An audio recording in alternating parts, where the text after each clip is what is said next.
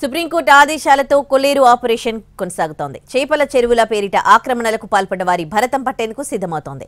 సరిహద్దులను గుర్తించేందుకు అధికారులు సర్వే పనులు వేగవంతం చేశారు. కొల్లేరు సరస్సు ఆక్రమణలపై సుప్రీం ఆదేశాలతో అధికారులు సర్వే ప్రారంభించడంతో అక్రమార్కుల వెన్నులో వణుకు పుడుతోంది. డ్రోన్ల సాయంతో ఆక్రమణల వివరాలను సేకరిస్తున్నారు. కొల్లేరు సరస్సులో సహజ నీటి ప్రవాహాన్ని అడ్డుకుని వన్యప్రాణుల మనుగడకు ప్రమాదకరంగా మారిన ఆక్రమణలను ఉక్కుపాదంతో అణచివేయాలని ఏపీ ప్రభుత్వాన్ని సుప్రీంకోర్టు ఆదేశించింది. కొల్లేరు సరిహద్దుల్ని గుర్తించి ఈ నెల 18 లోపు నివేదిక సమర్పించాలని సూచించింది.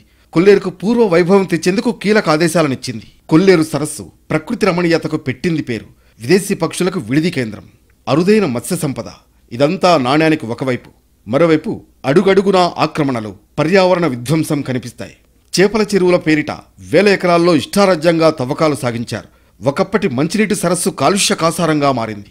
ఈ పరిణామాలతో ఆవేదన చెందిన పర్యావరణవేత్తలు సుప్రీంకోర్టును ఆశ్రయించారు. న్యాయస్థానం ఆదేశాలతో అధికారులు కొల్లేరు ఆపరేషన్ చేపట్టారు. హద్దులు నిర్ణయించడం, ఆక్రమణలు తొలగించడమే లక్ష్యంగా ముందుకు కదులుతున్నారు.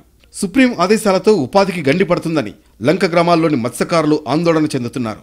అధికారులు అవగాహన కల్పిస్తున్నా వారిలో అనుమానాలు తొలగిపోవడం లేదు.